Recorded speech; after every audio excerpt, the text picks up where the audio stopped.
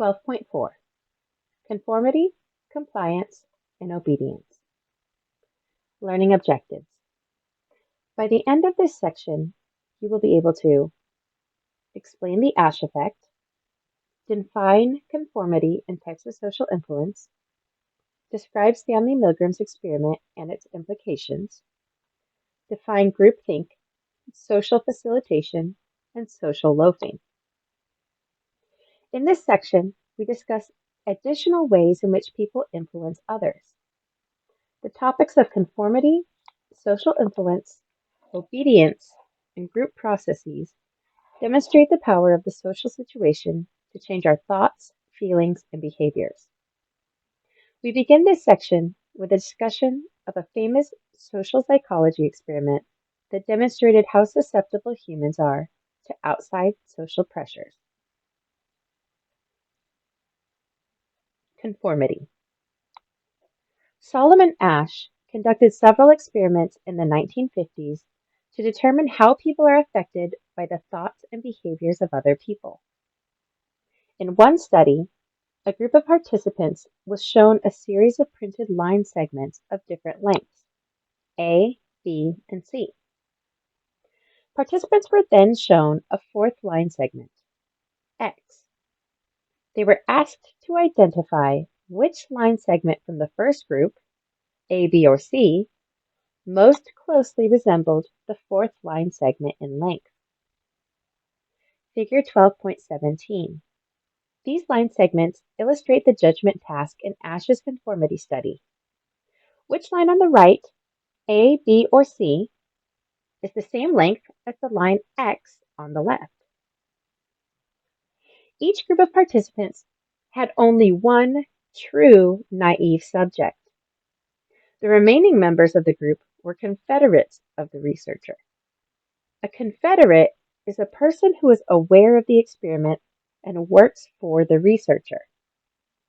Confederates are used to manipulate social situations as part of the research design, and the true naive participants believe that the confederates are, like them, uninformed participants in the experiment. In Asch's study, the confederates identified a line segment that was obviously shorter than the target line, a wrong answer. The naive participant then had to identify aloud the line segment that best matched the target line segment. How often do you think the true participant aligned with the confederate's response? That is, how often do you think the group influenced the participant and the participant gave the wrong answer? Asch, in 1955, found that 76% of participants conformed to group pressure at least once by indicating the incorrect line. Conformity is the change in a person's behavior to go along with the group, even if he does not agree with the group. Why would people give the wrong answer? What factors would increase or decrease someone giving in or conforming to a group pressure? The Asch effect is the influence of the group majority on an individual's judgment. What factors make a person more likely to yield to group pressure?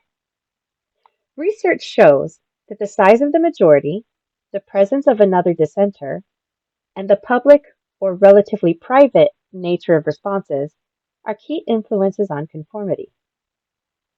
The size of the majority. The greater the number of people in the majority, the more likely an individual will conform.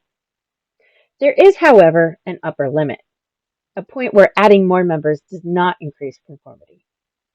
In Asch's study, conformity increased with the number of people in the majority, up to 7 individuals. At numbers beyond 7, conformity leveled off and decreased slightly. The presence of another dissenter. If there is at least one dissenter, conformity rates drop to near 0. The public or private nature of the responses. When responses are made publicly, in front of others, conformity is more likely. However, when responses are made privately, for example, writing down the response, conformity is less likely. The finding that conformity is more likely to occur when responses are public than when they are private is the reason government elections require voting in secret, so we're not coerced by others. The Ash effect can be easily seen in children when they have to publicly vote for something. For example, if the teacher asks whether the children would rather have extra recess, no homework, or candy, once a few children vote, the rest will comply and go with the majority. In a different classroom, the majority might vote differently, and most of the children would comply with that majority. When someone's vote changes, if it is made in public versus private, this is known as compliance. Compliance can be a form of conformity. Compliance is going along with a request or demand, even if you do not agree with the request. In Ash's studies, the participants complied by giving the wrong answers, but privately did not accept that the obvious wrong answers were correct. Figure 12.18. Voting for government officials in the United States is private to reduce the pressure of conformity. Now that you've learned about the Ash line experiments, why do you think the participants conformed? The correct answer to the line segment question was obvious, and it was an easy task. Researchers have categorized the motivation to conform into two types: normative social influence and informational social influence. In normative social influence, people conform to the group norm to fit in, to feel good, and to be accepted by the group. However, with informational social influence, people conform because they believe the group is competent and has the correct information, particularly when the task or situation is ambiguous. What type of social influence was operating in the Ash conformity studies? Since the line judgment task was unambiguous, participants did not need to rely on the group for information. Instead, participants complied to fit in and avoid ridicule, an instance of normative social influence. An example of informational social influence may be what to do in an emergency situation. Imagine that you are in a movie theater watching a film and what seems to be smoke comes in the theater from under the emergency exit door. You are not certain that it is smoke. It might be a special effect for the movie, such as a fog machine. When you are uncertain, you will tend to look at the behavior of others in the theater. If other people show concern and get up to leave, you are likely to do the same. However, if others seem unconcerned, you are likely to stay put and continue watching the movie. Figure 12.19. People in crowds tend to take cues from others and act accordingly. A. An audience is listening to a lecture, and people are relatively quiet, still, and attentive to the speaker on the stage. B. An audience is at a rock concert where people are dancing, singing, and possibly engaging in activities like crowd surfing. How would you have behaved if you were a participant in Ash's study? Many students say they would not conform, that the study is outdated, and that people nowadays are more independent. To some extent, this may be true. Research suggests that overall rates of conformity may have reduced since the time of Ash's research. Furthermore, efforts to replicate Ash's study have made it clear that many factors determine how likely it is that someone will demonstrate conformity to the group. These factors include the participant's age, gender, and sociocultural background. Stanley Milgram's experiment. Conformity is one effect of the influence of others on our thoughts, feelings, and behaviors. Another form of social influence is obedience to authority. Obedience is the change of an individual's behavior to comply with a demand by an authority figure. People often comply with the request because they are concerned about a consequence if they do not comply. To demonstrate this phenomenon, we review another classic social psychology experiment. Stanley Milgram was a social psychology professor at Yale who was influenced by the trial of Adolf Eichmann, a Nazi war criminal. Eichmann's defense for the atrocities he committed was that he was just following orders. Milgram wanted to test the validity of this defense, so he designed an experiment and initially recruited 40 men for his experiment. The volunteer participants were led to believe that they were participating in a study to improve learning and memory. The participants were told that they were to teach other students, or learners, correct answers to a series of test items. The participants were shown how to use a device that they were told delivered electric shocks of different intensities to the learners.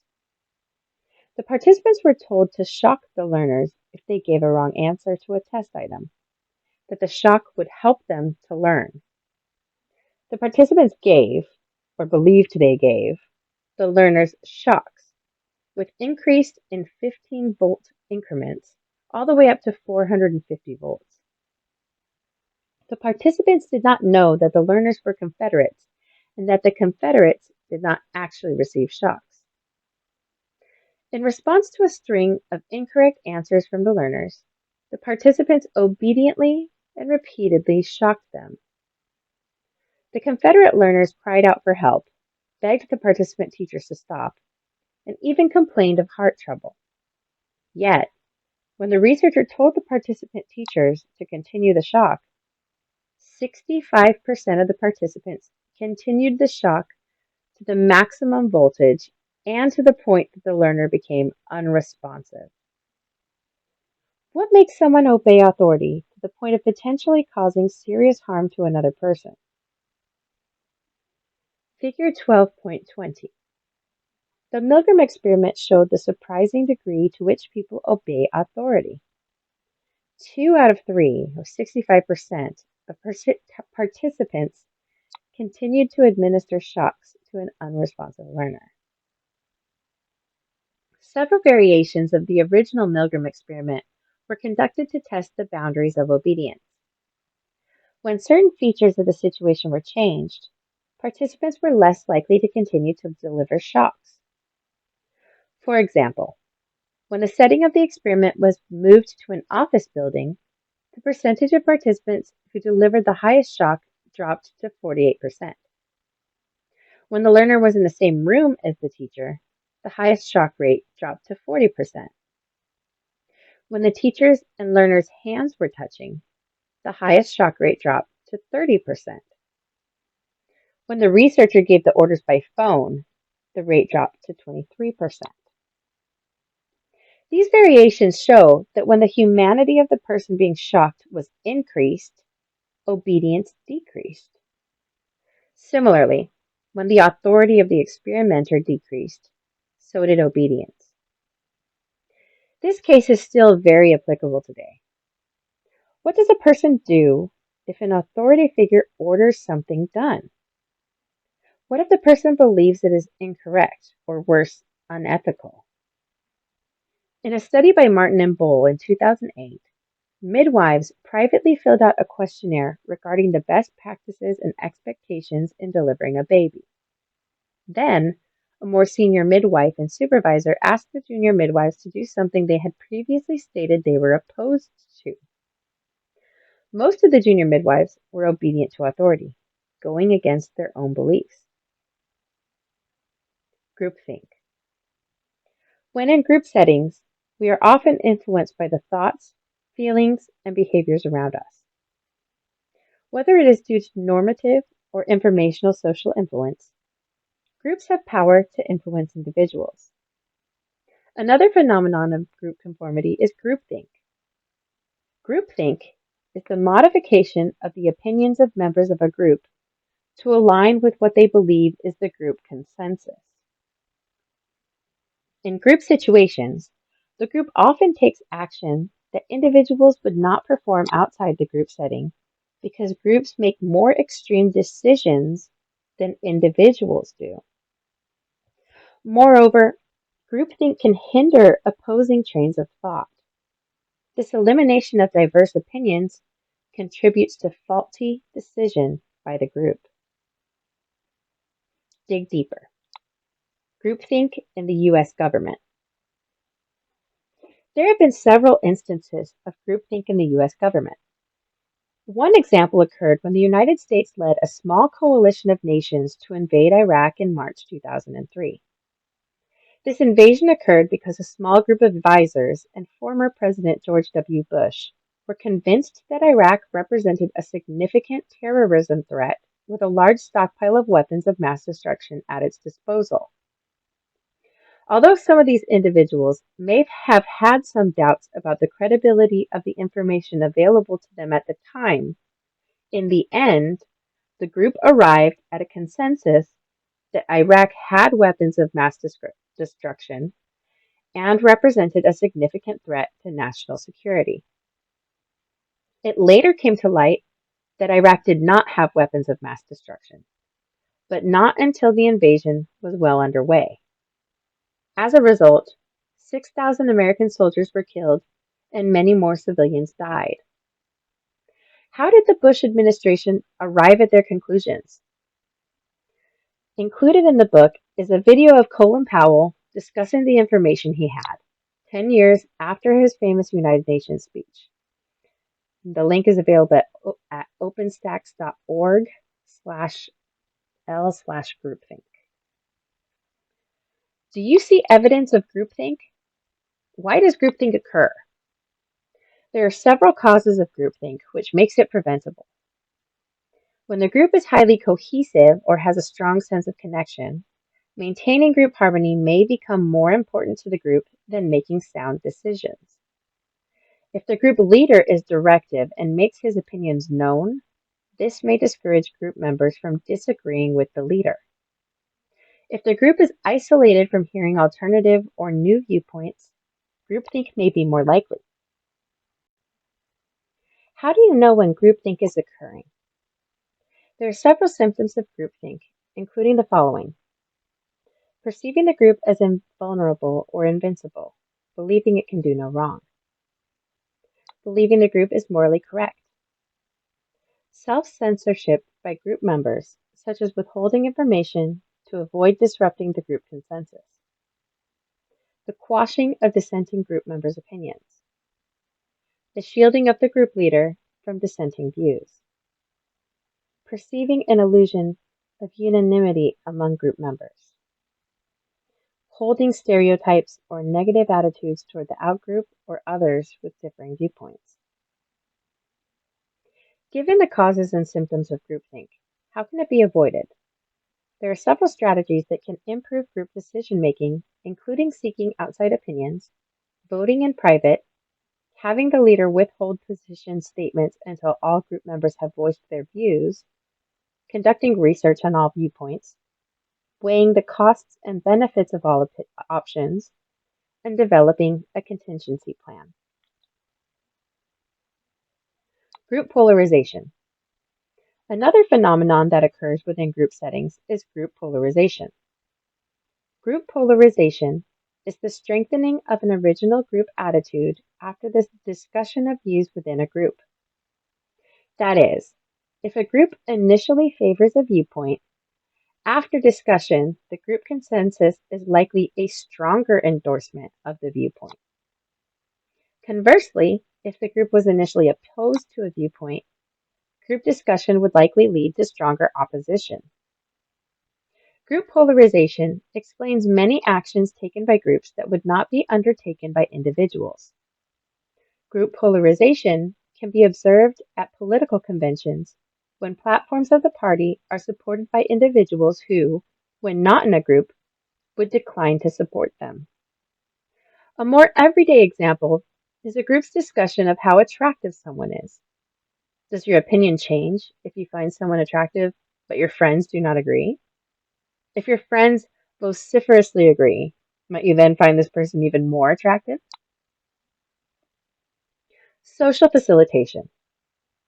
Not all intergroup interactions lead to the negative outcomes we have described.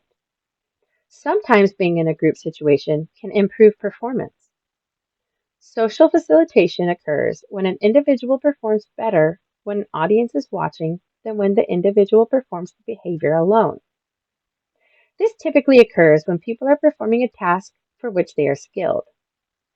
Can you think of an example in which having an audience could improve performance? One common example is sports. Skilled basketball players will be more likely to make a free throw basket when surrounded by a cheering audience than when playing alone in the gym. However, there are instances when even skilled athletes can have difficulty under pressure. For example, if an athlete is less skilled or nervous about making a free throw, having an audience may actually hinder rather than help. In sum, social facilitation is likely to occur for easy tasks or tasks at which we are skilled, but worse performance may occur when performing in front of others, depending on the task. Figure 12.21. The attention of the crowd can motivate a skilled athlete. Social loafing. Another way in which a group presence can affect our performance is social loafing. Social loafing is the exertion of less effort by a person working together with a group. Social loafing occurs when our individual performance cannot be evaluated separately from the group. Thus, group performance declines on easy tasks. Essentially, individual group members loaf and let other group members pick up the slack. Because each individual's efforts cannot be evaluated, individuals become less motivated to perform well. For example, consider a group of people cooperating to clean litter from the roadside. Some people will exert a great amount of effort, while others will exert little effort. Yet the entire job gets done, and it may not be obvious who worked hard and who didn't. As a college student, you may have experienced social loafing while working on a group project. Have you ever had to contribute more than your fair share because your fellow group members weren't putting in the work? This may happen when a professor assigns a group grade instead of individual grades. If the professor doesn't know how much effort each student contributed to a project, some students may be inclined to let more conscientious students do more of the work. The chance of social loafing in student work groups increases as the size of the group increases. Interestingly, the opposite of social loafing occurs when the task is complex and difficult. Remember the previous discussion of choking under pressure? This happens when you perform a difficult task and your individual performance can be evaluated. In a group setting, such as the student work group, if your individual performance cannot be evaluated, there's less pressure for you to do well and thus less anxiety or physiological arousal. This puts you in a relaxed state in which you can perform your best if you choose. If the task is a difficult one, many people feel motivated and believe that their group needs their input to do well on a challenging project. Given what you learned about social loafing, what advice would you give a new professor about how to design group projects? If you suggested that individuals' efforts should not be evaluated to prevent the anxiety of choking under pressure, but that the task must be challenging, you have a good understanding of the concepts discussed in this section. Alternatively, you can suggest that individuals' efforts should be evaluated, but the task should be easy so as to facilitate performance. Good luck trying to convince your professor to only assign easy projects. Table 12.2 summarizes the types of social influence you have learned about in this chapter. Conformity. Changing your behavior to go along with the group even if you do not agree with the group. Compliance. Going along with a request or demand. Normative social influence. Conformity to a group norm to fit in, feel good, and be accepted by the group. Informational social influence. Conformity to a group norm prompted by the belief that the group is competent and has the correct information. Obedience. Changing your behavior to please an authority figure or to avoid aversive consequences. Groupthink. Group members modify their opinions to match what they believe is the group consensus. Group polarization. Strengthening of the original group attitude after discussing views within a group. Social facilitation. Improved performance when an audience is watching versus when the individual performs the behavior alone. Social loafing. Exertion of less effort by a person working in a group because individual performance cannot be evaluated separately from the group, thus causing performance decline on easy tasks.